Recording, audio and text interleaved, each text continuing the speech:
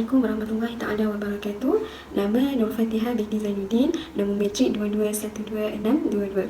Pada hari ini saya ingin berkongsi dengan semua berkaitan dengan refleksi kajian tindakan pada pandangan dan peribadi saya. Okey, berkaitan dengan peranan saya di dalam perkumpulan. Peranan saya bermula dengan langkah awal dalam membuat proposal. Saya memberi sumbangan dalam kumpulan ini dengan membuat rangka penulisan seperti format yang doktor berikan kepada kami. Saya mula membuat rangka dan membuatnya di dalam Google Docs untuk memudahkan semua ahli kumpulan melihat dan membuat proposal bersama.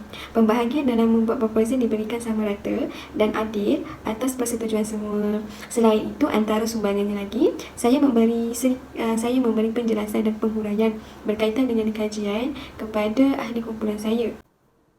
Sumbangan ini dapat dikongsikan berdasarkan pengalaman saya sepanjang pengajian saya sewaktu di peringkat ijazah dan juga peringkat sarjana.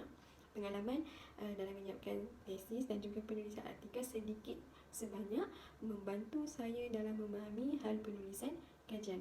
Dan perkara ini saya berkongsikan bersama semua ahli kumpulan saya untuk menghasilkan proposal dan juga laporan kajian tindakan dengan sebaiknya. Okey, seterusnya pada pandangan saya, segala yang dilakukan dalam menghasilkan proposal kajian ataupun kajian tindakan mempunyai kekurangan dan kelebihannya. Okey, setiap perkara juga kita akan dapat merasai dua perkara tersebut. Pelasaan dari proposal kajian tindakan hingga laporan kajian tindakan dapat dilakukan dengan sebaiknya oleh kerana kerjasama semua ahli kumpulan. Kerjasama merupakan suatu perkara yang perlu disemai apabila kita bekerja di dalam kumpulan. Hal ini kerana ia dapat membantu menghasilkan sesuatu kajian itu dengan lebih efektif dan juga tersusun. So, masing-masing melaksanakan tanggungjawab dengan sebaiknya dan menyiapkan bahagian-bahagian yang mereka dipertanggungjawabkan untuk dibuat. Ringan pula dalam membantu rakan-rakan yang lain juga perlu dipupuk dalam kumpulan kami. Namun begitu, apa yang kekurangannya adalah pada pandangan saya ada sedikit kekurangan pada kami disebabkan kekangan masa untuk kami mengkaji betul-betul ataupun untuk kami memahami isu berkaitan dengan kajian yang ingin dijalankan. Jadi pengajaran buat saya perlu menyediakan persediaan yang lebih baik dan juga perlu menyusun masa dan strategi dengan sebaiknya dalam mendapatkan hasil kajian tindakan yang terbaik.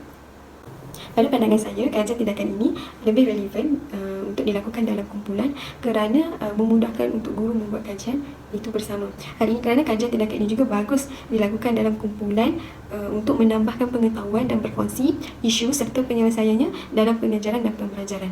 Isu dapat dilihat dari pelbagai pandangan dan dilayan. Ini akan membuatkan perbincangan itu terhasil dan mencari penyelesaian yang terbaik. Kajian tindakan ini juga lebih baik dilakukan dalam perkumpulan kerana memudahkan guru ataupun memudahkan para pengkaji untuk mendapatkan data serta menganalisisnya. Kajian ini juga dilaksanakan dengan lebih cepat disebabkan mempunyai ramai ahli dalam menyiapkan kajian tindakan tersebut. Oleh yang demikian, jelas bahawa kajian tindakan ini lebih baik dilakukan dalam perkumpulan berbanding seorang diri. Seterusnya, saya ingin memberi perkongsian atau refleksi. Adakah kajian tindakan ini mempunyai kepentingan dalam profesional guru? Pandangan saya, ia memberi kepentingan kepada guru kerana ia akan menghasilkan dapatan sumber maklumat yang penting untuk memahami amalan pengajaran guru, amalan pembelajaran murid, keadaan murid dan suasana di dalam bilik darjah. Kemudian, ia juga dapat merancang penghuraian mata pelajaran dengan lebih berkesan kepada murid-murid untuk lebih memahami sewaktu pembelajaran dilaksanakan. Selain itu, ia juga dapat mempelbagaikan teknik pengajaran, memudahkan pencapaian kefahaman murid sekaligus memahami dan memperbaiki amalan sendiri. Dengan ini dapat meningkatkan penggunaan bahan dan membentuk jalinan kerja yang lebih aktif dan efektif, yang mana dapat menyediakan guru sebagai penyelidik yang kritikal tinggi, kaya dengan idea baru, sanggup menerima perubahan dan juga penilaian terhadap kurikulum dan co-kurikulum. Dan ini akan menghasilkan juga pembentukan budaya penyelidikan sebagai asas dalam membuat perancangan untuk sebarang tindakan.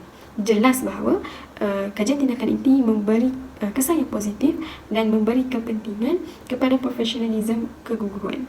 Seterusnya, proses kajian tindakan ini membantu secara peribadinya, membantu diri dalam meningkatkan keberkesanan pengajaran kepada murid. Kemudian ia juga memberi peningkatan prestasi pencapaian murid. Apabila murid memahami sesuatu pembelajaran, maka pencapaian itu akan meningkat. Kerana kita melihat bahawa di mana kekurangan murid itu, kita mencari idea dalam membuat tindakan untuk melihat keberkesanan yang baik kepada murid. Contohnya, macam saya, kumpulan saya melakukan kaedah KIPSI, dalam mempelajari sirah. Hal ini kerana sirah tu merupakan pada pandangan murid merupakan sesuatu benda yang membosankan. Jadi antara kaedah yang digunakan dalam kajian tindakan kami adalah menggunakan kaedah KIPSI. Daripada kaedah itu kita melihat bahawa ada peningkatan dalam kalangan murid ataupun tidak. Dan dalam kajian itu jelas menunjukkan bahawa menarik minat murid untuk memahami, mempelajari itu dapat menghasilkan peningkatan dalam pencapaian murid ataupun dalam melihat kefahaman murid. Terhasil disebabkan mengguna kaedah KIPSI. Perkara ini terjadi dan dapat mengatasi masalah pembelajaran dalam menguasai kemahiran dalam sesuatu subjek. Contoh tadi subjek sirah kan. Kemudian membantu murid dalam mencapai tahap cemerlang dalam satu-satu mata pelajaran tersebut. Saya akhiri perkongsian ini dengan Assalamualaikum warahmatullahi taala wabarakatuh.